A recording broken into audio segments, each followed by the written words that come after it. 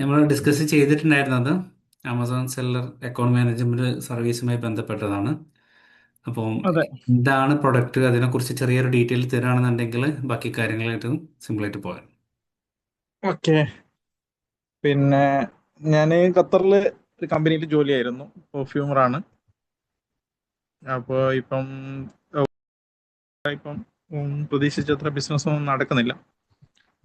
അപ്പോൾ പിന്നെ ഞാൻ കുറച്ചായി അവരോട് റിസൈൻ ചെയ്യുന്ന കാര്യങ്ങളൊക്കെ പറയുന്നു. അപ്പം അങ്ങനെ ഇപ്പോൾ സ്വന്തമായിട്ടൊന്ന് സ്റ്റാർട്ട് ചെയ്യണമെന്ന് വിചാരിച്ചു. അപ്പം എൻ്റെ ബ്രദറിന് ഇവിടെ ദുബായിൽ ഷോപ്പുണ്ട്. അപ്പോൾ അവൻ പറഞ്ഞു, എന്നാലും നീ ദുബായിൽ വാ, നമുക്ക് ഇവിടെ എന്തെങ്കിലും നോക്കാമെന്നൊക്കെ പറഞ്ഞു. അപ്പോൾ ഇവിടെ വന്നപ്പം എനിക്ക് മനസ്സിലായി. അപ്പം ഞാൻ കരുതുന്നത് ഒരു സ്റ്റാർട്ടിങ് സ്റ്റേജ് എന്നുള്ള നിലക്ക് ഓൺലൈനിൽ ബിസിനസ് സ്റ്റാർട്ട് ചെയ്യാന്നുള്ളതാണ്. അപ്പോൾ ഓക്കെ. പിന്നെ പെർഫ്യൂം നമ്മളിപ്പം ഇൻസ്പയർഡ് വേർഷനൊക്കെ ആണ് നമ്മൾ മെയിനായിട്ട് ചെയ്തുകൊണ്ടിരിക്കുന്നത്. അപ്പം അത് തന്നെ ചെയ്യാവുന്ന ഒരു ഓൺ ബ്രാൻഡിൽ. അപ്പം അവനിക്കിപ്പോൾ ഓൾറെഡി ഇവിടെ ഷോപ്പ് ഉണ്ട്. അവിടെ പെർഫ്യൂം ചെറുതായിട്ട് സെയിൽ ചെയ്യുന്നുണ്ട്. അതോടൊപ്പം പിന്നെ മറ്റ് കുറച്ച് സാധനങ്ങളൊക്കെ ഉണ്ട്. ശരി. പിന്നെ അപ്പോൾ അവൻ എന്നോട് പറഞ്ഞത് നമുക്ക് അവിടെ സ്റ്റാർട്ട് ചെയ്തോളൂ, കുഴപ്പമില്ല.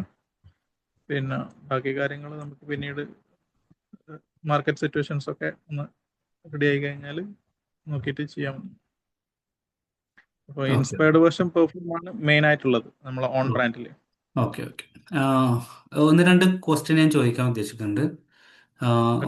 ഓൺ ബ്രാൻഡാണെന്ന് പറഞ്ഞു. അതിൽ ബ്രാൻഡ് രജിസ്ട്രേഷൻ അങ്ങനെ എന്തെങ്കിലും ചെയ്തിട്ടുണ്ടോയാണ് ഒന്നാമത്തെ ക്വസ്റ്റ്യന്. നിലവിൽ ഒന്നും ചെയ്തിട്ടില്ല. കാരണം ഞങ്ങൾ ഖത്തറിലൊന്നും ഉണ്ടായിരുന്നു, പക്ഷെ അത് എൻ്റെതല്ല, നമ്മൾ വർക്ക് ചെയ്ത കമ്പനിയുടേതാണ്. അപ്പൊ ഓക്കെ. ഇവിടെ ചെയ്യണം. പിന്നെ അപ്പോൾ സ്റ്റാർട്ടിങ്ങിൽ തന്നെ ഇപ്പം രജിസ്ട്രേഷന്റെ പിന്നാലെ പോകണോ, ഇനി അതല്ല ഓക്കെ. പിന്നെ ഇത് ഒന്ന് റണ്ണായതിനു ശേഷം ഇവിടുത്തെ മാർക്കറ്റ് സിറ്റുവേഷൻസ് ഒക്കെ നോക്കിയതിന് ശേഷം പോകണോ എന്നുള്ളതാണ്. ശരി. ശരി. ഇതിലൊരു കുറച്ച് ഒന്ന് രണ്ട് സൊല്യൂഷൻ ഞാൻ പറയാം. ഇപ്പം ഓൾറെഡി ഇപ്പോൾ ബ്രാൻഡ് ഉണ്ട്, ഓൺ ബ്രാൻഡ് ഉണ്ട്, രജിസ്റ്റേർഡ് ബ്രാൻഡ് അല്ല എന്ന് പറഞ്ഞു.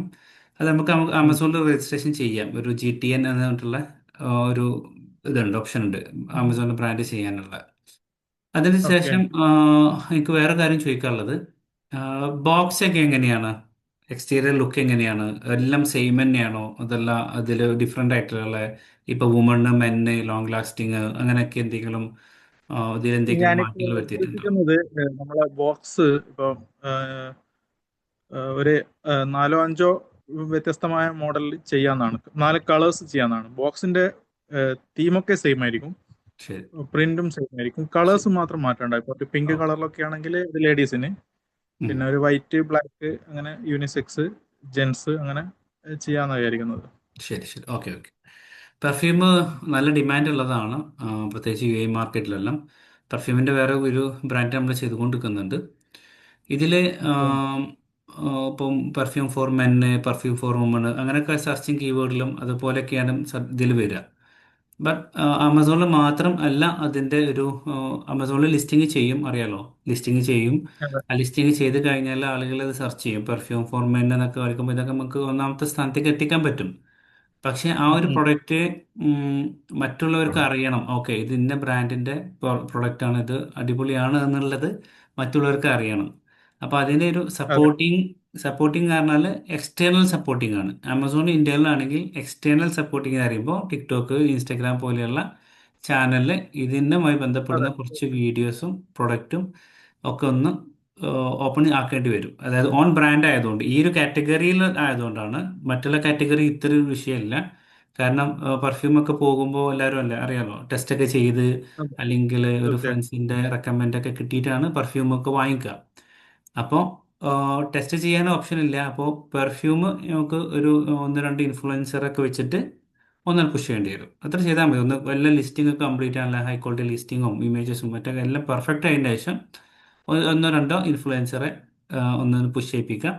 ബാക്കി വരുന്ന കുറേ ആളുകൾക്ക് എന്ത് ചെയ്യുക, കുറച്ച് ഒന്ന് വീഡിയോ ചെയ്യാൻ പറ്റുന്ന ആളുകൾക്ക് ചെറിയൊരു ഓഫറിലോ ഫ്രീ ആയിട്ടോ കൊടുക്കാം. ഒരു 10 വീഡിയോസൊക്കെ മതിയാവും. അതന്നെ മതിയാവും കയറാൻ. ഓക്കെ. ഓക്കെ. അപ്പൊ ഇതിന്റെ പിന്നെ ഇപ്പോ പറഞ്ഞോളൂ. നമ്മളിപ്പോ ആമസോണിൽ ലിസ്റ്റ് ചെയ്യുമ്പോൾ നമ്മളിപ്പോ ഇതിന്റെ ഇപ്പം എനിക്കിപ്പോ മെയിൻ ആയിട്ട് ഇപ്പൊ ഓൺലൈനിൽ നമ്മൾ പ്രൈസിങ്ങും ഒരു പ്രധാനപ്പെട്ട ഘടകമാണല്ലോ. അപ്പം നമ്മളിപ്പം സാധാരണ ഇപ്പം നമ്മളിപ്പം ഷോപ്പുകളിലൊക്കെ വിൽക്കുമ്പോൾ എസ്പെഷ്യലി ഇപ്പം ദേര മാർക്കറ്റിലൊക്കെ ഞങ്ങൾക്ക് അറിയാലോ, ഹെവി റെൻ്റാണ്. അപ്പം നമ്മൾ അത് കാൽക്കുലേറ്റ് ചെയ്തിട്ടാണ് പ്രൊഡക്റ്റിന് പ്രൈസ് ഒക്കെ ചെയ്യുക. മറ്റുള്ള സ്ഥലത്ത് ഇപ്പം ഏതെങ്കിലും റിമോട്ട് ഏരിയയിൽ വിൽക്കുന്നത് പോലെയല്ല നമുക്ക് ചിലപ്പം ഇവിടെ വിൽക്കാൻ പറ്റുക ചില സാധനങ്ങൾ. ഇപ്പം ചില സാധനങ്ങൾ ഇപ്പോൾ നമ്മളിപ്പം അതിൻ്റെ ഒരു പ്രൈസ് ഇട്ട് കഴിഞ്ഞാൽ അതെല്ലാ സ്ഥലത്തും ഒരേ പ്രൈസിന് തന്നെ വിൽക്കുകയും ചെയ്യണം. അപ്പം ഓൺലൈൻ പ്ലാറ്റ്ഫോമിൽ വിൽക്കുമ്പോൾ, പ്രത്യേകിച്ച് UAE വിൽക്കുമ്പോൾ, നമ്മളിപ്പം എത്രയാണ് അതിൻ്റെ ഒരു ചാർജസ് വരുന്നത് എന്നുള്ളതാണ്. നമ്മളിപ്പം 50 ml 100 ml ഓക്കെ. അപ്പോൾ ബോട്ടിലാണ് മെയിനായിട്ട് നോർമലി ഇപ്പം വിൽക്കുന്നത്. ഇപ്പോൾ ഒരു 35 ദിർഹംസിന് കൊടുക്കുന്ന പെർഫ്യൂമിനും ഒരു 350 ദിർഹംസിന് കൊടുക്കുന്ന പെർഫ്യൂമിനും ഒരു 1000 ദിർഹംസിന് കൊടുക്കുന്ന പെർഫ്യൂമിനും എല്ലാ ആൾക്കാരുണ്ട്. പക്ഷെ അത് ഉം. എത്രത്തോളമാണ് നമ്മളത് മറ്റുള്ള രൂപത്തിൽ ആളുകൾക്ക് അടിയിലേക്ക് എത്തിക്കണോ അതിനനുസരിച്ചാണ് അതൊരു മാർക്കറ്റിംഗ് സ്ട്രാറ്റജി. ഇതൊക്കെ നമ്മൾ പ്ലാൻ ചെയ്യും എങ്ങനെയൊക്കെയാണ് വേണ്ടത് എന്നുള്ളത്. നിങ്ങൾ പ്രോഡക്റ്റ് തീർച്ചയായും. തരുന്നു, നമ്മൾ വെറുതെ ലിസ്റ്റ് ചെയ്യുന്നു, അതല്ല ഈ ഈ ഒരു ഞങ്ങൾ കമ്പനി കൊണ്ട് ഉദ്ദേശിക്കുന്നത്. മാക്സിമം സെയിൽസ് കൊണ്ടുവരിക എന്നുള്ളതാണ്. അവർ പക്ഷെ അതിനുള്ള ഇപ്പം കൊളാബ് ചെയ്തിട്ടായിരിക്കാം, ഇൻഫ്ലുവൻസ് ആയിരിക്കാം, എക്സ്റ്റേണൽ ആഡ്സ് ആയിരിക്കാം, ഇതൊക്കെ ചെയ്യും. ഒരുപാട് ഒരുപാട് മെത്തേഡ്സ് ഉണ്ട് കയറാൻ വേണ്ടിയിട്ട്.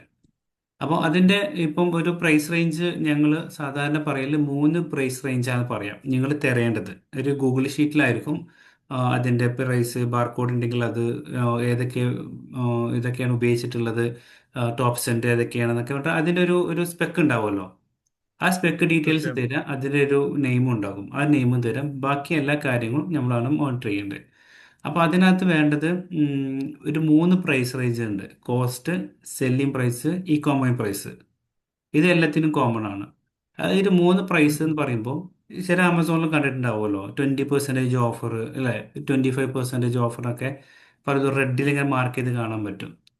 അപ്പം അതെ. വിൽക്കുന്നത് ലാഭത്തിനാണ്, എല്ലാം ലാഭത്തിന് തന്നെയാണ്. ബട്ട് നമുക്ക് ആ ഒരു മാക്സിമം പ്രോഫിറ്റ് കിട്ടാൻ വേണ്ടിയിട്ടാണ് ആ ഒരു മാക്സിമം പ്രൈസ് നമ്മൾ ഇടുന്നത്. ഉം. ഓക്കെ. ഉം. കാരണം ആമസോണിൻ്റെ ഒരു കമ്മീഷൻ ഉണ്ട്. എന്തെങ്കിലും അഡ്വർടൈസ്മെന്റ് പ്രൊമോഷൻ ഒക്കെ പോകുകയാണെങ്കിൽ അതിൻ്റെ ഒരു ചാർജ് ഉണ്ട്. ഇതൊക്കെ കഴിഞ്ഞിട്ട് ആമസോണിൽ ട്രാൻസ്ഫർ ചെയ്യുന്ന ഒരു എമൗണ്ട്, അതിൽ നിന്നാണ് നമ്മളുടെ കോസ്റ്റ് കട്ട് ചെയ്തിട്ടുള്ള പ്രോഫിറ്റ് വരിക. ഓക്കെ. അല്ല, ഓക്കെ. നമ്മളിപ്പം ഞാൻ മുമ്പ് നാട്ടില് എനിക്കൊരു റെസ്റ്റോറന്റ് ഉണ്ടായിരുന്നു. അപ്പൊ അവിടെയൊക്കെ നമ്മളിപ്പം ഓൺലൈൻ ചെയ്യുമ്പോൾ സ്വിഗ്ഗി, സൊമാറ്റോ എന്നൊക്കെയുള്ള പ്ലാറ്റ്ഫോമിലായിരുന്നു നമ്മൾ ചെയ്തുകൊണ്ടിരിക്കുന്നത്. അപ്പം അവർക്ക് 30% ഒക്കെ അപ് ടു 35 വരെ പിന്നെ അവർ ചാർജ് ചെയ്യുന്നുണ്ട്. പിന്നെ കമ്മീഷൻ. സ്വിഗ്ഗി, സൊമാറ്റോ ഒക്കെ പറയുന്ന അതെ, കമ്മീഷൻ. അപ്പം നമ്മളിപ്പം 100 രൂപയുടെ ഒരു സാധനം അവർക്ക് കൊടുത്തു കഴിഞ്ഞാൽ 35 കട്ട് ചെയ്ത് തരുമ്പോൾ നമുക്ക് ചിലപ്പം അത് പിന്നെ ബുദ്ധിമുട്ടായി. അതെ. അപ്പോൾ അവരെ മെനുവിൽ 150 എന്നുള്ള പ്രൈസ് ഇടും. നമ്മൾ നോർമലി കൗണ്ടർ സെയിൽ 100-ന് വിൽക്കുന്ന പ്രൊഡക്റ്റ് ആയിരിക്കും, അവർ 150 ആയിരിക്കും അതിൽ ലിസ്റ്റ് ചെയ്യുക. അപ്പോൾ 35% എന്ന് പറയുമ്പോൾ അറൗണ്ട് 50 അവർക്ക് കൊടുത്തു കഴിഞ്ഞാൽ നമുക്ക് 100 തന്നെ നമുക്ക് കിട്ടുന്ന വിധത്തിൽ ആയിരിക്കും കാര്യങ്ങൾ ഉണ്ടാകുക. അപ്പോൾ അതെ. എനിക്ക് ഖത്തറിൽ നോക്കുമ്പോൾ, ഖത്തറിൽ ഇപ്പം ഓൺലൈനിൽ വേറെ, അതുപോലെ ഓഫ്ലൈനിൽ വേറെ എന്ന രീതിയിൽ പ്രൈസിങ് പാടില്ല. എല്ലാത്തിനും സെയിം പ്രൈസിങ് ആയിരിക്കണം. അപ്പൊ ഓക്കെ. ഇവിടെ എങ്ങനെയാണ്, അത് സെയിം തന്നെയാണോ, ഇനി ഇല്ല, അതല്ല? ഈ ദുബായ് മാർക്കറ്റ് സംബന്ധിച്ചിടത്തോളം അതൊന്നും പ്രശ്നമില്ല. നമ്മൾ ഫിക്സ് ചെയ്യുന്ന പ്രൈസ് നമുക്ക് സെല് ചെയ്യാം. അതൊരു പക്ഷേ ഉം. ഓൺലൈനിൽ ഇപ്പം ഉദാഹരണത്തിന് പറയുകയാണെന്നുണ്ടെങ്കിൽ ഞാൻ അടുത്തിടെ ഉം, ഒരു ഹാർഡ് ഡിസ്ക് വാങ്ങിച്ചു, ഒരു 1 TB. ആ. ഇന്ന് സൺഡേ ആണ്. എനിക്ക് എൻ്റെ ലാപ്പ് ഒന്ന് മാറ്റണം, എനിക്ക് അന്ന് തന്നെ അപ്പം തന്നെ വേണം. അപ്പോൾ രണ്ട് ഷോപ്പ് പോയപ്പോൾ ലീവ്. അപ്പം ഞാൻ എന്ത് ചെയ്തു, സ്വാഭാവികമായിട്ട് നോൺ മീഡിയസ് എടുത്തു, പർച്ചേസ് ചെയ്തു. ഞാൻ വാങ്ങിച്ചത് 470 ദിറംസിനാണ്. അത് റീറ്റെയിൽ വില വരുന്നത് 330ആണ്. മനസ്സിലായോ? ഉം. ആ ഒരു പ്രൈസ് റേഞ്ച്. ഇതൊരു ഉദാഹരണം പറഞ്ഞാണ്. ഇപ്പോൾ ഈ ഒരു വിഷയത്തിൽ നമ്മൾ ആ ഒരു 3 പ്രൈസിന്റെ ഒരു കാൽക്കുലേഷൻ പറഞ്ഞല്ലോ: cost, selling price, e commerce price. അപ്പോൾ ഇ കൊമേഴ്സ് പ്രൈസിലേക്കാണ് നമ്മൾ ലിസ്റ്റിംഗ് കാര്യങ്ങളൊക്കെ സ്റ്റാർട്ട് ചെയ്യുക, മാക്സിമം പ്രോഫിറ്റ് കിട്ടാൻ വേണ്ടി. അപ്പോൾ ആമസോണിൽ കമ്മീഷൻ ഉണ്ട്, ബാക്കി എന്തെങ്കിലും ഡെലിവറി ചാർജ് ഒക്കെ ഉണ്ട്. അപ്പോൾ ബാക്കി എത്രയാണ് പ്രോഫിറ്റ് കിട്ടേണ്ടത് എന്ന് മനസ്സിലാക്കിയിട്ടാണ് ബാക്കി വരുന്ന പ്രൈസും അതിനനുസരിച്ച് ഓഫറും നമ്മൾ അവിടുത്തെ ആഡ് ചെയ്യുക. ക്ലിയർ ആയോ? ഓക്കെ. അപ്പൊ അതായത് നമ്മളിപ്പം എനിക്കൊരു കോസ്റ്റ് വന്നു, എനിക്കൊരു 50 ദിറംസിന്റെ ഒരു പെർഫ്യൂമാണ് എൻ്റെ കയ്യിൽ മാക്സിമം എനിക്ക് എക്സ്പെൻസ് വന്നിട്ടുള്ളത്. ഞാനൊരു 30% ആണ്, ഒരു ഉദാഹരണത്തിന് 30% ആണ് എനിക്ക് പ്രോഫിറ്റ് വേണ്ടത്. അപ്പോൾ 30% ഫൈനൽ പ്രോഫിറ്റ് കിട്ടണമെങ്കിൽ ആ ഒരു പ്രൈസ് അവിടെ അപ്പ് ചെയ്യണ്ടേ? അതെ. ഓക്കെ. അപ്പോൾ ആ ഒരു പ്രൈസ് കാൽക്കുലേഷൻ നമ്മൾ ചെയ്യും. എത്രയാണ് ഓക്കെ. പോകുന്നതെന്നുള്ള. ഓക്കെ. ഓക്കെ. അല്ല, അതല്ല ഞാൻ ബാക്കി ആ ചോദിക്കുന്നത്. ഉം, എനിക്കൊരു ഡൗട്ട് എന്ന് പറഞ്ഞു കഴിഞ്ഞാൽ, നമ്മളിപ്പം ഫോർ എക്സാമ്പിൾ, ഇപ്പം എനിക്കിപ്പോൾ ഒരു 70 ദിർഹംസ് കോസ്റ്റ് വരുന്ന ഒരു പ്രൊഡക്റ്റ് ആണെങ്കിൽ, ഉം. ഇപ്പം ഞാനിപ്പോൾ ഇവിടെ ഒരു 100-ന് അത് ഓഫ്ലൈനിൽ സെല്ലിങ്ങിന് വെക്കുകയാണെന്ന് കരുതുക. അപ്പം അതേ സാധനം ഞാൻ ഓൺലൈനിൽ സെല് ചെയ്യുന്നതാണെങ്കിൽ എത്ര പ്രൈസ് ഞാൻ പ്രതീക്ഷിക്കണം? ഓക്കെ. 100-ന് വിൽക്കാൻ പറ്റുമോ? ഇനി അതല്ല ഈ ആമസോണിന്റെ എക്സ്ട്രാ കമ്മീഷൻ കാര്യങ്ങളൊക്കെ പിന്നെ ഓക്കെ. വരുമ്പോൾ. അതാ നേരത്തെ പറഞ്ഞത്, ഫസ്റ്റ് പറഞ്ഞല്ലോ, നമ്മുടെ പുതിയ പ്രൊഡക്റ്റ് ലോഞ്ച് ചെയ്യാണ്. ഓക്കെ. ഇവിടെ ടോട്ടൽ നമുക്ക് മാർക്കറ്റിൽ കൊടുക്കുന്ന പ്രൈസ് 70 ആണ്. ഹോൾസെയിൽ ആണെങ്കിൽ ഹോൾസെയിൽ, റീറ്റെയിൽ പ്രൈസ് ഒരു 30 ദിറംസ് കൂട്ടിയിട്ട് 100 ദിറംസ് ആണ്. ഓക്കെ. അപ്പോൾ അപ്പോൾ ഇനി ഓൺലൈൻ്റെ പ്രൈസ് നമ്മളാണ് ഫിക്സ് ചെയ്യേണ്ടത്. 120 ആക്കണോ 130 ആക്കണോ? ഓക്കെ, നമ്മളാണ് ഫിക്സ് ചെയ്യുക എത്രയാണ് വേണ്ടത് എന്നുള്ളത്. അത് എത്രയും ആഡ് ചെയ്യാം. ബട്ട് അതിനൊരു ഉം, പ്രൈസ് ഉം. ഉണ്ടല്ലോ, ആളുകൾക്ക് ആ പ്രൊഡക്റ്റ് പർച്ചേസ് ചെയ്യുമ്പോൾ ഒരു പ്രൈസ്, ആ ഒരു വാല്യൂ അതെ, ഉണ്ടല്ലോ. ആളുകൾക്ക്. അതെ, തീർച്ചയായും. അതെ. ആ ഒരു പ്രൈസ് വാല്യൂ എങ്ങനെയാണ് ഫിക്സ് ചെയ്യുന്നത്? ഇപ്പം 35 ദിർഹംസിനും നല്ല ലാസ്റ്റിംഗ് പെർഫ്യൂംസ് കിട്ടും, 350 ദിർഹംസിനും കിട്ടും. ആ ഒരു പ്രൈസ് എങ്ങനെ ഫിക്സ് ചെയ്യുന്നത്? ആ ഒരു ആളുകൾക്ക് ആ ഒരു ബ്രാൻഡോ അല്ലെങ്കിൽ ആ പ്രൊഡക്റ്റോ പരിചയപ്പെടുമ്പോൾ മാത്രമാണ് ആ ഒരു പ്രൈസിന് അത് വർത്തിയാണ് അവർക്ക് മനസ്സിലാവുക. അതെ. ഓക്കെ. അപ്പോൾ അതിന് നമ്മൾ ആദ്യം എന്ത് ചെയ്യും? അതൊരു 3 പ്രൈസ് കട്ടിങ് ഇട്ടിട്ട് ആ ഒരു മൂന്നാമത്തെ പ്രൈസിൽ ലിസ്റ്റ് ചെയ്യും. ലിസ്റ്റ് ചെയ്തിട്ട് അതായിരിക്കും കുറച്ച്, അതിലിപ്പോൾ ഒരു എത്ര സ്കീം ഉണ്ട് ഏകദേശം? എൻ്റെ അടുത്താ. ഉം. എൻ്റെ അടുത്ത് ഇപ്പം നിലവിൽ അറൗണ്ട് ഒരു 250-ഓളം പ്രൊഡക്ട്സ് ചെയ്യാമെന്നാണ് ഞാൻ ടു ഫിഫ്റ്റി കരുതുന്നത്. ഇപ്പൊ 250 പ്രൊഡക്റ്റ് ലിസ്റ്റ് ചെയ്തതാണെങ്കിലും എല്ലാം അഡ്വർടൈസ്മെന്റ് ചെയ്യേണ്ട ആവശ്യമില്ല. അതിനൊരു ഒരു 5 എണ്ണം അല്ലെങ്കിൽ മാക്സിമം ഒരു 10. ആ മെണ്ണിന്റെ പെർഫ്യൂം 3 എണ്ണം, ബാക്കി വരുന്ന ഒരു വുമണ് ഒരു 3, യൂണിസെക്സ് ഒരു 3, ഇങ്ങനെ ഇങ്ങനെ ഒരു കാറ്റഗറി വെച്ച് കഴിഞ്ഞാൽ ആ ഒരു ബ്രാൻഡ് അങ്ങനെ കയറുക ചെയ്യാം. ശരിക്കും നമ്മൾ അവിടെ ഇൻവെസ്റ്റ് ചെയ്യുന്നത് ഒരു ബ്രാൻഡിനും കൂടിയാണ്. സെയിൽസ് നടക്കും, ഓക്കെ. ആ ഒരു ബ്രാൻഡ് അറിഞ്ഞാലല്ലേ ആ ഒരു ബാക്കി അതിന്റെ ബാക്കിയുള്ള ഫ്ലവേഴ്സ് ഒക്കെ ആളുകൾ അന്വേഷിക്കുള്ളൂ. അതെ, ഇപ്പൊ എനിക്ക് എൻ്റെ സുഹൃത്ത് പെർഫ്യൂം അറിയാലോ, നമ്മൾ എല്ലാവരും ചെയ്യുന്നതാണ്. എടാ ഇത് ഏതാ പെർഫ്യൂം ചോദിക്കും, നല്ല സ്മെല്ലുണ്ടല്ലോ, നേരെ പെർഫ്യൂമോ? അപ്പോൾ തീർച്ചയായും. അങ്ങനെ അത് ആ ഒരു കാര്യത്തിൽ നമ്മൾ ചെയ്യപ്പോൾ ഒന്നെങ്കിൽ രണ്ട് കാര്യം നമുക്ക് ചെയ്യാൻ പറ്റും. ഒന്ന് ഫാസ്റ്റ് ആയിട്ട് സെയിൽസ് കൊണ്ടുവരാം, അല്ലെങ്കിൽ മെല്ലെ കൊണ്ടുവരാം. ഫാസ്റ്റ് ആയിട്ട് സെയിൽസ് കൊണ്ടുവരണമെങ്കിൽ നമ്മൾ ഈ പറഞ്ഞ കുറച്ച് ഇൻവെസ്റ്റ്മെന്റ് ഇതിനകത്ത് ചെയ്യേണ്ടി വരും. സ്റ്റാർട്ടിങ്ങിൽ മാർക്കറ്റിങ്ങിൽ അത് മാർക്കറ്റ് പല മാർക്കറ്റ്. പല മാർക്കറ്റിംഗ് ഉണ്ട്. അപ്പൊ അതിന്റെ ഒരു ഭാഗം, ചെറിയൊരു ഭാഗമാണ് എന്ത്, ആമസോണിലെ മാർക്കറ്റിംഗ്. ഇപ്പം ഒരാള് കീബോർഡ് സെർച്ച് ചെയ്യാണ് perfume four men, long lasting perfume four men, ഇങ്ങനെയൊക്കെ കീവേഡുകളൊക്കെ ഉണ്ടല്ലോ. അപ്പോൾ ഈ പ്രൊഡക്റ്റ് എത്രാമത്തെ പൊസിഷനിലാണ് നിൽക്കേണ്ടത് എന്നുള്ളത് ഈ മാർക്കറ്റ് ബിഡിങ്ങിലാണ് മനസ്സിലാവുക. ഓക്കെ. അത് രണ്ട് കാര്യം കൂടി പറയാം. ഇപ്പൊ പെർഫ്യൂം, ഇപ്പോൾ ലിസ്റ്റിംഗ് കഴിഞ്ഞു, പെർഫ്യൂം ഫോർ മെൻ എന്ന് ഒരാൾ സെർച്ച് ചെയ്തു, ആ ഒരു പ്രൊഡക്റ്റ് അവിടെ കിടക്കുന്നുണ്ട്.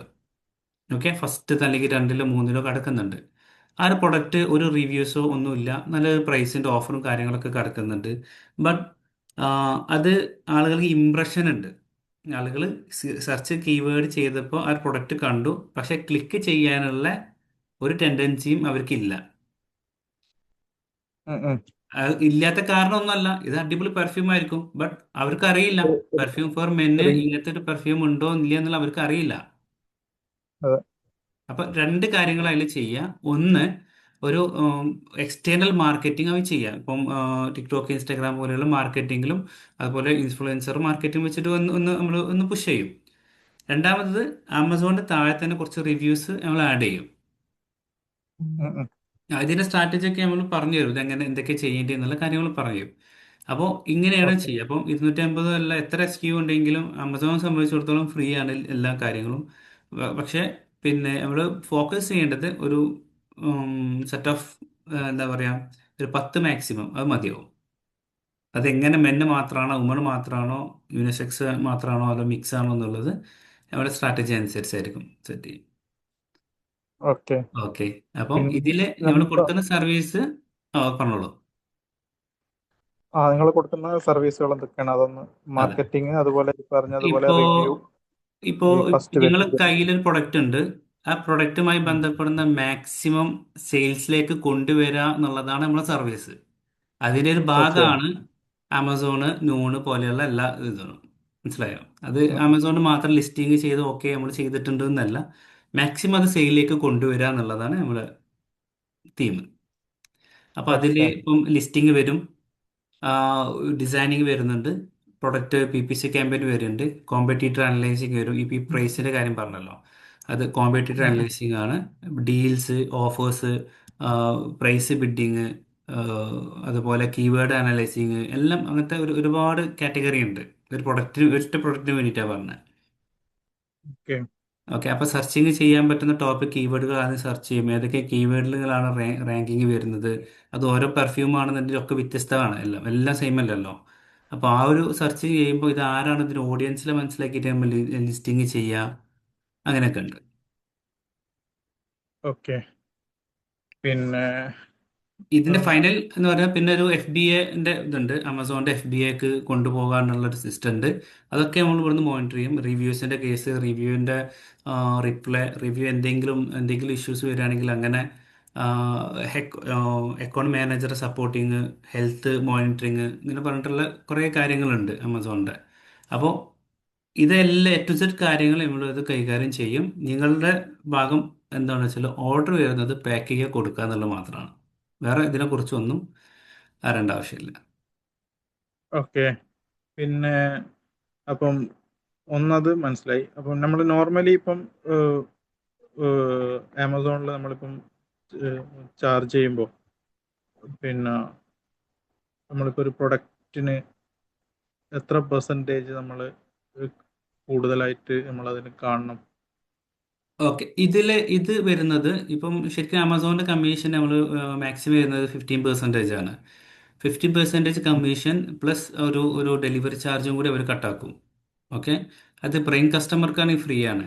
ആ ഒരു പ്രൈസാണ് ഞാൻ നേരത്തെ പറഞ്ഞത്. കോമ്പറ്റീറ്ററൊക്കെ അനലൈസ് ചെയ്തതിന് ശേഷം നമ്മൾ ഇവിടെ ഒരു പ്രൈസ് ഫിക്സ് ചെയ്യും. അപ്പോൾ ആ ഒരു പ്രൈസ് ഫിക്സ് ചെയ്യണമെങ്കിൽ എനിക്കൊരു 3 പ്രൈസും കിട്ടണം. എത്ര ഇത് ഉം. ഉം. മാക്സിമം കുറക്കാൻ പറ്റും, എത്ര ഇതിന് ഉം. മാക്സിമം വാങ്ങിക്കാൻ പറ്റും. പോയിട്ടുണ്ട്, 10 പോയിട്ടുണ്ട്. ഈ 20 kg അധികം പോകില്ല, അങ്ങനെ ഒരു വിഷയമുണ്ട്. അപ്പോൾ ഒറ്റ കളർ മാത്രമേ ഉള്ളൂ, ഇഷ്ടം പോലെ അവിടെ ബാക്കി ഹോൾസെയിൽ ഷോപ്പാണ്. ഇത് മാത്രമായിട്ട് എൻക്വയറി വരുന്നില്ല. അങ്ങനെയാണ് അവർ ആമസോണിൽ ഈ സാധനം ലിസ്റ്റ് ചെയ്താലോ എന്ന് പറഞ്ഞു. ലിസ്റ്റ് ചെയ്തത് അവർ ഏറ്റവും മാക്സിമം പ്രോഫിറ്റ് എടുത്തിട്ട് 99 ദിറംസിന് അവർ ലിസ്റ്റ് ചെയ്യാൻ പറഞ്ഞു. ഞാൻ ചെയ്തത് 200 ദിറംസ് എടുത്തിട്ട് ഓഫർ കട്ട് ചെയ്തു, 50% ഓഫർ. ഒരു 10 പീസ് മാത്രമാണ് 99 ദിറംസിന് പോയത്. ബാക്കിയെല്ലാം പോയത് എത്രക്കായിരിക്കും? 200 ദിറംസിനാണ്. ഉം. മനസ്സിലായോ? ആ പ്രോഡക്റ്റ് അത് മാർക്കറ്റിൽ കിട്ടില്ലേ? അപ്പം നമ്മൾ ഓക്കെ. മാക്സിമം പ്രോഫിറ്റ് കുറക്കാനല്ല, മാക്സിമം പ്രോഫിറ്റ് ഏൺ ചെയ്യാനാണ് നോക്കുക. ഇപ്പൊ ഇതിന്റെ ബെനിഫിറ്റ് എന്താ വെച്ചാൽ മാർക്കറ്റിൽ ഉള്ളത് അല്ലല്ലോ, ഓൺ ബ്രാൻഡാണ്. അപ്പോൾ പ്രൈസ് ഫിക്സ് ചെയ്യേണ്ടത് നിങ്ങളാണ്, എത്ര വാങ്ങിക്കുക എന്നുള്ളത്. ഓക്കെ. ഓക്കെ, പിന്നെ ക്ലിയർ ആയോ?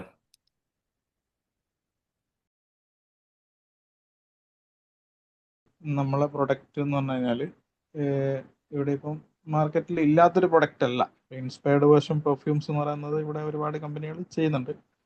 അവരൊക്കെ ചെയ്യുന്നതെന്ന് പറഞ്ഞു കഴിഞ്ഞാൽ ഇപ്പോൾ അറൗണ്ട് ഒരു 100 ml ബോട്ടിൽ ഒരു നമ്മളെ അതേ റേഞ്ചിലുള്ള പ്രൊഡക്റ്റാണ് ഞാൻ പറയുന്നത്. അതൊരു 100 ദിറംസിനാണ് ചെയ്യുന്നത്. 100 ml 100 ദിറംസ് എന്നുള്ള റേഞ്ചിലാണ് ചെയ്യുന്നത്. നമ്മളിപ്പോൾ ഉദ്ദേശിക്കുന്നതെന്ന് പറഞ്ഞു കഴിഞ്ഞാൽ അതിനേക്കാൾ ഒന്നുകൂടി നല്ല ബെറ്റർ പാക്കിങ്ങും ബെറ്റർ ആയിട്ടുള്ള ഒരു പെർഫോമൻസും കുറച്ചുകൂടി ബെറ്റർ ആയിട്ടുള്ള നല്ല ബോട്ടിലും കാര്യങ്ങളൊക്കെ.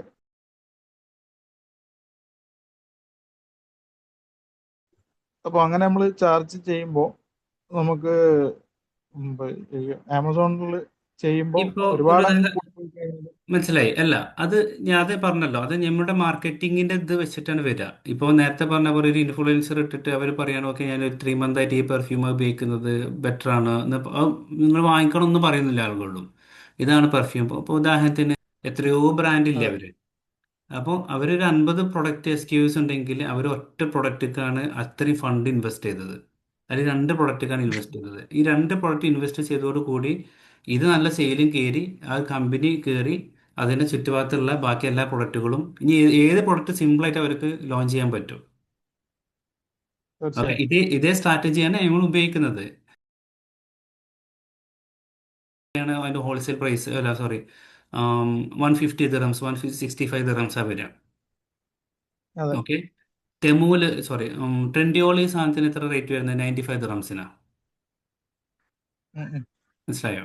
ഇത് പ്രൈസിങ് സ്ട്രാറ്റജിയാണ്. ഓക്കെ. ഇതാണ് ഞാൻ പറഞ്ഞത് നേരത്തെ, അത് നമ്മൾ കാൽക്കുലേഷൻ ചെയ്യും. അപ്പോൾ എനിക്ക് ആവശ്യമുള്ളത് എന്താണ്? ആ ഒരു 3 പ്രൈസാണ്.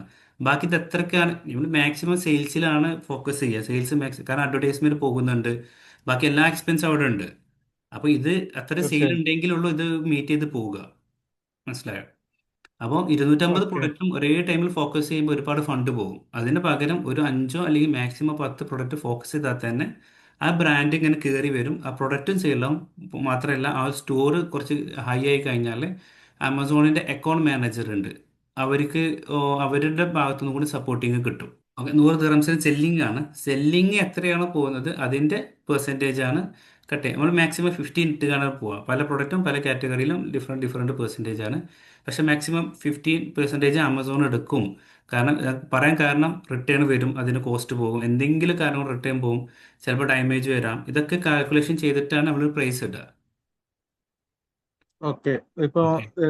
ഇതില് 15% ഇപ്പൊ ആമസോണിന്റെ നോർമലി വരുന്ന ഓരോ ചാർജസ്. ഓക്കെ. യെസ്. ഇനിയിപ്പം എനിക്ക് വേണ്ടത് ഡെലിവറി. നമ്മളിപ്പം ഇവിടെ എങ്ങനെയാണ് സാധാരണ ദുബായിൽ ഡെലിവറി രണ്ട് ഡെലിവറി? ടൈപ്പ് ഉണ്ട്. ഡെലിവറി ഇപ്പോൾ സ്റ്റാർട്ടിംഗ് സ്റ്റേജ് ആയതുകൊണ്ട് നമുക്ക് ആമസോൺ തന്നെ ഒന്ന് സെറ്റ് ചെയ്യാം. കാരണം 15 ദിറംസാണ് ആമസോണിന് വരുന്നത്. അതിൻ്റെ മെഷർമെൻറ്റ് പ്രകാരം അത്ര ഒരു KGൻ്റെ താഴെയാണെങ്കിൽ 15 ദിറംസാണ് വരിക ഏകദേശം. നമ്മുടെ പ്രൊഡക്റ്റ് ഇപ്പോൾ 1 kg താഴെ ഉണ്ടാവും. ആ, അതെ. അപ്പോൾ നമ്മളെ സംബന്ധിച്ചിടത്തോളം ഓൾ ഓവർ UAE ഈ ആമസോൺ എത്രയാണ് ചെയ്യുന്നത്? അല്ലെങ്കിൽ ദുബായ് മാത്രമാണോ ഈ 15 ദിറംസിന് പറഞ്ഞത്, അല്ലെങ്കിൽ ഓൾ അല്ലല്ല, ഓവർ UAE ആണോ? UAE ആണ്, കംപ്ലീറ്റ് UAE വരിക. ഓക്കെ. ഇപ്പൊ ആമസോൺ ചെയ്യുമ്പോൾ എത്ര ദിവസമാണ് ഇതിലെടുക്കുന്നത്? ഏഹ്, ഏഹ്, പിന്നെ ഡെലിവറിക്ക് സാധാരണഗതിയിൽ അതാണ് ഞാൻ നേരത്തെ പറഞ്ഞത്. അതായത് ആമസോൺ ഇത് പർച്ചേസ്, നേരത്തെ രണ്ട് ഡെലിവറിൻ്റെ കാര്യം പറഞ്ഞല്ലോ. അതായത് നമ്മളിപ്പോ ഒരു ഒരു സാധനം എനിക്ക് ഉം, ആമസോണിൽ ഓർഡർ വന്നു. ഉം, അപ്പോൾ ഓർഡർ വരുന്നത് ചിലപ്പം രാത്രിയൊക്കെ ആയിരിക്കും. അപ്പം നമ്മളിവിടെ സ്റ്റോർ ഓപ്പൺ ആകുക ചിലപ്പോൾ രാവിലെ ഒരു 9 മണിക്കൊക്കെ ആയിരിക്കും. ഉം. അപ്പം അങ്ങനത്തെ ദിവസങ്ങളിൽ ഇത് എങ്ങനെയാണ് അതെ. അതില് അവരിവിടെ വന്നിട്ട് പിക്കപ്പ്? അതെ, രണ്ട് രണ്ട് ടൈമിലാണ് ആമസോണിൽ പിക്കപ്പ് വരാം. ഒന്ന് ഒരു 8 ടു 11, 12 വരെ വരും. ഓക്കെ. പിന്നെ ഒരു 2 മണി ടു 6 മണി വരെ. അത് നമുക്ക് ഷെഡ്യൂൾ ചെയ്യാം. ഇപ്പോൾ ഇന്ന് രാത്രി, ഇന്നിപ്പോൾ ഈ സമയത്ത് ഒരു ഓർഡർ വന്നു, അത് നാളെ രാവിലെ ഒരു 8 മണി മുതലുള്ള ഒരു ടൈമിൽ ഷെഡ്യൂൾ ചെയ്താണെങ്കിൽ ആ സമയത്ത് അവർ വരും, ഷോപ്പിലോട്ട് വരും പിക്ക് ചെയ്യാൻ. പിക്കപ്പ് സ്റ്റോറുകളുണ്ട്, അവിടെ കൊണ്ടുപോയി കൊടുക്കാം, അല്ലെങ്കിൽ അവന്മാർ തിരിച്ചു വരും, ആമസോണിൻ്റെ ടീം വരും. പിന്നെ രാത്രി വന്നു, ഓക്കെ. രാത്രി ഓർഡർ വന്നു. അത് ഇപ്പോൾ രാവിലെ ഒരു 9 മണിക്ക് ഷോപ്പ് തുറക്കുന്ന സമയത്തായിരിക്കും ഓർഡർ കണ്ടിട്ടുണ്ടാവുക. അത് പിറ്റേ ദിവസമാണ്, അല്ലെങ്കിൽ അന്ന് ഒരു പക്ഷേ ഒരു ടൈമിൽ ഷെഡ്യൂൾ ഉണ്ടാവും, ഇല്ലെങ്കിൽ അത് പിറ്റേ ദിവസമായിരിക്കും. അന്ന് ഒരു 2 മണി മുതൽ 6 മണി വരെയുള്ള ടൈമിൽ സെറ്റ് ചെയ്യാം, ഇല്ലെങ്കിൽ അത് പിറ്റത്തെ ദിവസത്തേക്ക് മാറും. ഇങ്ങനെ ഓക്കെ. ഓർഡർ ഇപ്പൊ വരുന്നത്. പറയൂ. നമുക്കിപ്പോ ഒരു ഓർഡർ വന്നു കഴിഞ്ഞാൽ, ഇപ്പൊ ഇൻ കേസ് നമ്മുടെ അടുത്ത് ആ പ്രൊഡക്റ്റ് സ്റ്റോക്ക് ഇല്ലെങ്കിൽ ഉം. നമ്മൾ വീണ്ടും അത് മാർക്കറ്റിൽ സാധനമൊക്കെ എടുത്ത് ചിലപ്പം പാക്ക് ചെയ്തൊക്കെ വരണമെങ്കിൽ ചിലപ്പോൾ കുറച്ച് സമയം എടുത്തെന്ന് വരും. അപ്പോൾ ഓക്കെ. എത്ര സമയത്തിന്റെ ഉള്ളിൽ നമ്മളിത് അത് പ്രൊഡക്റ്റ് റെഡിയാക്കി വെക്കണം? ഓക്കെ. അതാ ഞാൻ നേരത്തെ പറഞ്ഞത്. ഏഹ്, രണ്ട് ടൈമിൽ കാണിക്കും, ഒരു രണ്ട് ഡേറ്റും കാണിക്കും. അത് നമുക്ക് ഇഷ്ടം അവൈലബിൾ ആണെങ്കിൽ പെട്ടെന്ന് ഡെലിവറി ആക്കണമെങ്കിൽ ആ ഡേറ്റ് സെലക്ട് ചെയ്താൽ മതി. ഓക്കെ. അതായത് ഇന്നിപ്പോൾ ഒരു ഓർഡർ വന്നു. ഉം, ഓക്കെ. ഇപ്പോൾ ഒരു ഓർഡർ വന്നു, ആ പ്രോഡക്റ്റ് നമ്മുടെ കയ്യിലില്ല. ഉം, മാർക്കറ്റിലേക്ക് വിളിച്ചു. ഉം. മാർക്കറ്റിൽ വിളിച്ചു പറഞ്ഞു, അവർ പറഞ്ഞു നാളെ ഉച്ചയ്ക്ക് സാധനം എത്തുള്ളൂ എന്ന് പറഞ്ഞു. ഇന്ന് വന്ന ഓക്കെ. ഓർഡറാണ്, നാളെ ഉച്ചയ്ക്ക് സാധനം എത്തുള്ളൂ എന്ന് പറഞ്ഞു. അപ്പോൾ ആമസോണിൽ അത് ഓർഡർ വന്നു കഴിഞ്ഞാൽ പെട്ടെന്ന് അത് എന്ത് ചെയ്യണം? പിക്ക് ചെയ്യണം, ഷെഡ്യൂൾ ചെയ്യണം. ഓക്കെ. അപ്പോൾ അത് ഷെഡ്യൂൾ ചെയ്തു. ഓക്കെ, കൺഫേം ആണ് ചോദിച്ചു, കൺഫേം ആണെന്ന് പറഞ്ഞു. അപ്പോൾ നമ്മൾ ഷെഡ്യൂൾ ചെയ്യുന്നപ്പോഴാണ് നാളെ ഉച്ചയ്ക്ക് 2 മണി മുതൽ 6 മണി വരെയുള്ള ടൈം നമ്മൾ ഷെഡ്യൂൾ ചെയ്തു. ആ സമയത്ത് അവരെ കൊണ്ട് വാങ്ങിച്ചു, പാക്ക് ചെയ്തു, എടുത്തു വെച്ചു, ആമസോണിൻ്റെ ആൾ വരും. ഓക്കെ. നമ്മളിപ്പം പിന്നെ ഇപ്പൊ ആമസോണിന്റെ പിക്കപ്പ് സ്റ്റോറുകളിൽ നമ്മൾ സാധനം എത്തിക്കുമ്പോൾ നമുക്ക് ഡെലിവറി ചാർജിലോ അല്ലെങ്കിൽ പിക്കപ്പ് ബാക്കിലോ എന്തെങ്കിലും ഇല്ല. ഏഹ്, വ്യത്യാസം ആമസോണിൻ്റെ വരുന്നുണ്ടോ? പിക്കപ്പ് സ്റ്റോർ പറഞ്ഞാൽ സാധാരണ ഒരു ഷോപ്പാണ്, ഓർഡർ വരുന്ന സമയത്ത് അവിടെ കൊടുക്കുക എന്നുള്ളതാണ്. ഇനി ഇതിൻ്റെ ഒരു അഡ്വാൻസ് സ്റ്റേജ് എന്ന് പറയുന്നത്, ഇപ്പോൾ നമ്മൾ കുറച്ച് പ്രൊഡക്റ്റ് ലിസ്റ്റ് ചെയ്തല്ലോ, അതിൽ അതെ. പ്രയോറിറ്റി കുറച്ച് പ്രൊഡക്റ്റ് കൊടുത്തല്ലോ. അതിങ്ങനെ ഓർഡർ വരുന്ന ഉം. സമയത്ത് അതെന്ത് ചെയ്യും, അതിൽ ഏറ്റവും കൂടുതൽ ഒന്ന് രണ്ടെണ്ണം ചിലപ്പം ഇങ്ങനെ കയറി വരിക, കുറച്ച് പ്രൊഡക്റ്റ് എന്തായാലും കയറി വരും. ആ പ്രൊഡക്റ്റ് നമ്മൾ ഉം. ഷെഡ്യൂൾ ചെയ്തിട്ട് FBAക്ക് വിടും. ആമസോണിന്റെ FBA ഉം. വെയർ ഹൗസക്ക്. ഓക്കെ. അപ്പൊ ഇങ്ങനെ വെയർ ഹൗസക്ക് വിടുന്ന ഓക്കെ. സമയത്ത് പിന്നെ ഓർഡർ വന്ന് കഴിഞ്ഞാൽ ഇപ്പോൾ 2 മണിക്ക് ഓർഡർ വന്നു, അതൊന്നും നമ്മൾക്ക് അറിയേണ്ട യാതൊരു ആവശ്യമില്ല. അത് ഓട്ടോമാറ്റിക് ആയിട്ട് പിക്ക് ചെയ്യും, ഷെഡ്യൂൾ ചെയ്യും, ഡെലിവറി ആവും. ഇതാണ് സംഭവം. ഇനിയിപ്പോൾ ഒരു 300 ഓർഡർ വന്നു കഴിഞ്ഞാലും ഒരു ടെൻഷനും ഇല്ല. ഓക്കെ. അപ്പം ആമസോണിന്റെ പിക്കപ്പ് സ്റ്റോറിൽ നമ്മൾ എത്തിക്കുന്നത് കൊണ്ട് പ്രത്യേകിച്ച് ഗുണങ്ങളൊന്നുമില്ല. പക്ഷെ നമുക്ക് ഈ പറഞ്ഞ പോലെ കൂടുതലായിട്ട് പോകുന്ന പ്രൊഡക്റ്റുകൾ അവിടെ എത്തിച്ചു കഴിഞ്ഞാൽ അവർ ആമസോണിന്റെ പിക്കപ്പ് ഓട്ടോമാറ്റിക്കലി. സ്റ്റോർ അല്ല, ആമസോണിന്റെ വെയർ ഹൗസ് ലാണ് പറഞ്ഞത്. അത് എല്ലാം കൂടി ഒരുമിച്ച് വെക്കേണ്ട ആവശ്യമില്ല. നമ്മുടെ ഏറ്റവും കൂടുതൽ ഓർഡർ വരുന്ന പ്രൊഡക്റ്റുകൾ ഫിൽട്ടർ ചെയ്തതിന് ശേഷം അതൊരു 50-100 പീസ് അവിടെ കൊണ്ടു കൊടുക്കും. പിന്നെ ആ ഒരു പ്രൊഡക്റ്റേക്കാണ് ഫസ്റ്റ് നമ്മൾ അഡ്വർടൈസ്മെന്റിൽ ഇതിലൊക്കെ ഫോക്കസ് ചെയ്യുക. അപ്പം പിന്നെ അവിടുന്ന് ആയിരിക്കും ഓക്കെ. അത് ഓട്ടോമാറ്റിക് സെയില്. ബാക്കി വരുന്ന പ്രൊഡക്റ്റുകളുണ്ട്, ബാക്കി 200ഓളം പ്രൊഡക്റ്റ് ഉണ്ട്. അതൊക്കെ ഇവിടെ നിന്ന് അങ്ങനെ ഓർഡർ വരും. അപ്പോൾ അതിൽ ഓക്കെ. കാണിക്കും FBA ഓർഡർ, FBM ഓർഡർ എന്ന് അതിനകത്ത് കാണിക്കും. ഓക്കെ. ഇപ്പം നോർമലി നമ്മളിപ്പം പിക്കപ്പ് സ്റ്റോറിൽ എത്തിക്കുന്നതിനെ കൊണ്ട് പ്രത്യേകിച്ച് ബെനിഫിറ്റ് ഇല്ല ഇല്ല ഒന്നുമില്ല. ഇല്ല ഇല്ല. ചിലപ്പം പിക്കപ്പ് സ്റ്റോറിൽ എത്തിക്കണമെന്നല്ല, ചിലപ്പോൾ അവർ വരില്ല. അവർ പറയും അവർക്ക് ആ സ്റ്റോറിൽ കൊടുക്കാൻ വേണ്ടി പറയും. അങ്ങനെ പറഞ്ഞു. ആ, ആ. ഉം. ഓക്കെ. അവർ വന്ന് ഇത് ചില നമ്മുടെ സമയത്തൊക്കെ വരില്ല അല്ലേ? സൗകര്യത്തിനാണെന്നല്ല. ആ, ഏകദേശം എല്ലാ അത്യാവശ്യം. സറൗണ്ടിങ്ങിലും ഉണ്ടാവും, ബട്ട് അതെ, അത്യാവശ്യം ഉണ്ട് അവിടെ. അപ്പോൾ എത്തിക്കാൻ അതൊന്നും പറ്റില്ല. ടെൻഷനില്ല. പിന്നെ വണ്ടി വരുന്നുണ്ട്, അതൊന്നും ഒരു വിഷയമില്ല, കാര്യമില്ല.